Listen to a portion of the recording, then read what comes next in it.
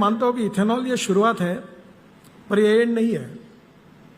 मैं विशेष रूप से प्राज इंडस्ट्री को और ARI को धन्यवाद दूंगा कि इथेनॉल के बाद उन्होंने आइसोब्यूटेनॉल पर काम शुरू किया, और अभी जो प्रयोग वो कर रहे हैं उसमें से 10% डीजल में डाल सकते या नहीं डाल सकते उसका प्रयोग उन्होंने किया, और किर्लोस्कर के साथ 100% आइसोब्यूटेनॉल पर उन्होंने इंजन भी तैयार किया जो आज लॉन्च हुआ। और isobutanol is alternative for diesel. हमें जितना पेट्रोल लगता है उससे 2.5 से 3 गुना ज्यादा डीजल लगता है, और डीजल हजार्डस फ्यूल है। प्रदूषण की जो मुख्य समस्या है वो डीजल और पेट्रोल के कारण ज्यादा है, और इसलिए आने वाले समय में हमें निश्चित रूप से ये आइसोब्यूटेनॉल भी एक बहुत बड़ा हमारे देश के लिए वरदान हो सकता है। रिसर्च होने के बाद, ट्रायल होने के बाद, हमारे उसके स्टैंडर्ड निश्चित होने के बाद, जब इनका प्रस्ताव पेट्रोलियम मिनिस्टर को जाएगा और उसके बाद फिर प्राइम मिनिस्टर और कैबिनेट में उसको जब हम मान्यता मिलेगी, उसके बाद में जब इसके लिए बहुत बड़ा मार्केट आइसोब्यूटेनॉल का जो होगा। नमस्कार। शुरू करने से पहले एक छोटा सा डिस्क्लेमर। ये सारी जानकारी प्रतिष्ठित स्रोतों से केवल शैक्षिक उद्देश्यों के लिए है। यहाँ किसी भी तरह की खरीद बिक्री की सलाह नहीं दी गई है। चलिए सीधे मुद्दे पर आते हैं। 40%, ये नंबर आखिर है क्या?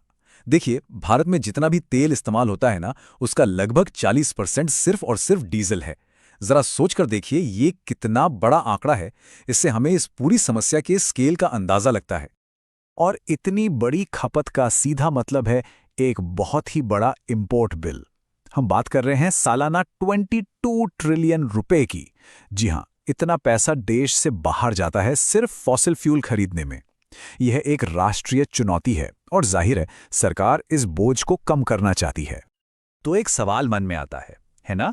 हमने पेट्रोल में 20% इथेनॉल ब्लेंडिंग यानी E20 को काफी सफलतापूर्वक लागू होते देखा है। तो फिर वही फॉर्मूला डीजल के साथ क्यों नहीं काम कर रहा? आखिर डीजल में ऐसी क्या अलग बात है? और बस यहीं पिक्चर में एंट्री होती है आइसोब्यूटेनॉल की। देखिए, इथेनॉल के साथ दिक्कत यह है कि वो पानी में बड़ी आसानी से घुल जाता है, और उसकी एनर्जी डेंसिटी भी डीजल के मुकाबले कम है। मतलब इंजन को उतनी पावर नहीं मिलेगी। लेकिन आइसोब्यूटेनॉल ये बिल्कुल गेम चेंजर है। इसकी प्रॉपर्टीज डीजल से काफी मिलती जुलती हैं, पानी में भी कम घुलता है, और सबसे बड़ी बात, हमारे मौजूदा डीजल इंजनों के साथ बेहतर काम करता है। तो इससे फायदा क्या हुआ? सबसे पहला तो ये एक क्लीन फ्यूल है, पॉल्यूशन कम करता है, CO2 एमिशन घटाता है। पर इससे भी बड़ा फायदा जो इन्वेस्टर्स के लिए जरूरी है वो ये है कि इसको अपनाने के लिए पूरे इंफ्रास्ट्रक्चर को बदलने की जरूरत नहीं है। जो पाइपलाइंस, जो स्टोरेज टैंक्स अभी हैं, उन्हीं में आइसोब्यूटेनॉल ब्लेंड काम कर जाएगा। मतलब नया खर्चा कम। तो ये तो हो गई साइंस और टेक्नोलॉजी की बात, लेकिन हम यहां बात कर रहे हैं निवेश के अवसरों की। और इस तकनीकी बदलाव के पीछे एक बहुत बड़ा, मतलब बहुत ही बड़ा बाजार छिपा है। तो चलिए अब इसके इन्वेस्टमेंट एंगल को और समझते हैं। अब इस पूरी बायो रेवोल्यूशन की कहानी में 4 मुख्य किरदार हैं, 4 बड़े खिलाड़ी। हर एक का अपना एक खास रोल है। हम एक एक करके इन सबको समझेंगे, पर उससे पहले एक छोटी सी याद दहानी। आप देख रहे हैं emerging titans of stock market. हमारे रिसर्च और काम को सराहने के लिए कृपया इस वीडियो को लाइक करें, चैनल को सब्सक्राइब करें और अपने दोस्तों के साथ शेयर करें। हमारा एक लाइक हमें और रिटेल इन्वेस्टर्स तक पहुंचने में मदद करता है, तो प्लीज जरूर करें। तो सबसे पहले बात करते हैं आंध्रा पेट्रोकेमिकल्स की। ये कंपनी इस थीम की एक प्योर प्ले बेट है। प्योर प्ले मतलब ये सीधे सीधे आइसोब्यूटेनॉल बनाती है। इसका बिजनेस इस केमिकल से डायरेक्ट जुड़ा हुआ है। अब अगर इनके फाइनेंशियल्स पर एक नजर डालें तो आप देखेंगे कि पेट्रोकेमिकल बिजनेस थोड़ा साइक्लिकल होता है। मतलब इसमें उतार चढ़ाव आते रहते हैं, ये नॉर्मल है। लेकिन अगर हम लंबी अवधि का ट्रेंड देखें तो साफ दिखता है कि कंपनी ग्रोथ के रास्ते पर है। और ये नंबर देखिए, पिछले 5 साल में 46.1% का CAGR नेट प्रॉफिट में। ये कोई मामूली बात नहीं है। इतना सॉलिड परफॉर्मेंस इस कंपनी को इस रेस में एक बहुत मजबूत दावेदार बनाता है। अच्छा, फ्यूल तो बन गया, लेकिन उस फ्यूल को इस्तेमाल करने के लिए इंजन भी तो चाहिए, ठीक है ना? और यहीं रोल आता है किर्लोस्कर ऑयल इंजन्स का। ये कंपनी इस नए फ्यूल के लिए इंजन टेक्नोलॉजी विकसित करने में सबसे आगे है। इन्होंने ऐसी टेक्नोलॉजी बनाई है जिसे आरएआई ने मूल्यांकित किया है और इसे दुनिया भर में अपनी तरह की पहली टेक्नोलॉजी माना जा रहा है। और सुनिए, ये सिर्फ ब्लेंडिंग के लिए नहीं, किर्लोस्कर ने 100% आइसोब्यूटेनॉल पर चलने वाले इंजन भी विकसित कर लिए हैं। ये तो भविष्य की तैयारी है। और फाइनेंशियल्स की बात करें तो यहां भी स्थिर वृद्धि है। 20.4% का नेट प्रॉफिट CAGR इनको एक प्रमुख टेक्नोलॉजी प्रदाता के रूप में स्थापित करता है। मतलब जैसे जैसे आइसोब्यूटेनॉल का इस्तेमाल बढ़ेगा, इनके इंजनों की डिमांड भी बढ़ेगी। अब आते हैं इस कहानी के सबसे बड़े खिलाड़ी पर, एक ऐसा दिग्गज जिसके पास न केवल उत्पादन क्षमता है बल्कि उसे देश के कोने कोने तक पहुंचाने का नेटवर्क भी है। हम बात कर रहे हैं BPCL की।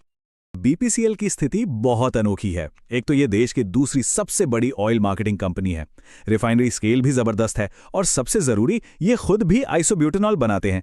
तो सोचिए, प्रोडक्शन भी अपना और डिस्ट्रीब्यूशन नेटवर्क तो पूरे देश में है ही। इनके लिए सब्सर को बड़े पैमाने पर भुनाना बहुत आसान हो जाता है। हाँ, हम जानते हैं कि सरकारी नीतियों की वजह से इनके मुनाफे में थोड़ा उतार चढ़ाव रहता है, लेकिन अगर लंबी अवधि का औसत देखा जाए तो रिटर्न काफी मजबूत हैं। 12% का CAGR इतने बड़े आकार की कंपनी के लिए काफी आकर्षक माना जाएगा। और आखिर में आते हैं उस कंपनी पर जो इस पूरे इकोसिस्टम की टेक्नोलॉजी की रीढ़ है, प्राज इंडस्ट्रीज। इथेनॉल टेक्नोलॉजी में तो ये मार्केट लीडर हैं ही, और अब वही विशेषज्ञता लेकर ये आइसोब्यूटेनॉल के क्षेत्र में भी आ रहे हैं। इन्होंने गेवो नाम की एक कंपनी के साथ साझेदारी की है, जिसकी टेक्नोलॉजी से ये गन्ने के रस, सिरप और शीरे जैसे फीडस्टॉक से आइसोब्यूटेनॉल बनाएंगे। मतलब इनके पास अत्याधुनिक उत्पादन तकनीक का एक्सेस है। और इनका ट्रैक रिकॉर्ड देखिए, 25.5% का मजबूत नेट प्रॉफिट CAGR। ये साफ दिखाता है कि ये सिर्फ एक टेक्नोलॉजी प्रदाता नहीं, बल्कि इस पूरे बायोफ्यूल इकोसिस्टम के प्रमुख प्रवर्तक हैं। तो अब सवाल ये है कि इन चारों में से निवेश कहाँ करें? देखिए, किसी एक विजेता को चुनने के बजाय एक स्मार्ट इन्वेस्टर को इन 4 चीजों पर नजर रखनी चाहिए। पहला, सरकार की पॉलिसी कब आती है? 10% ब्लेंडिंग का ऑफिशियल आदेश कब औपचारिक होता है? दूसरा, कौन सी कंपनी इस अवसर को सबसे अच्छे से भुनाती है? तीसरा, फीडस्टॉक यानी गन्ने और मक्के के दाम कैसे रहते हैं, क्योंकि इससे प्रोडक्शन कॉस्ट पर असर पड़ेगा। और चौथा, वैल्यूएशन। क्या ये सब पॉजिटिव न्यूज़ पहले से ही शेयर की कीमत में शामिल है? इन सवालों के जवाब ही तय करेंगे कि असली विनर कौन होगा। तो कृपया हमारे चैनल को शेयर और लाइक जरूर करें, इससे हमें और रिसर्च करने की प्रेरणा मिलती है। और जाते जाते एक बड़ा सवाल छोड़ जाते हैं, सोचिएगा जरूर, जैसे जैसे भारत आइसोब्यूटेनॉल जैसी घरेलू बायोफ्यूल टेक्नोलॉजी में आगे बढ़ेगा, वैश्विक ऊर्जा बाजार में इसकी स्थिति कैसे बदलेगी? क्या हम सिर्फ एक उपभोक्ता से एक टेक्नोलॉजी लीडर बन सकते हैं? इस पर विचार जरूर कीजिएगा।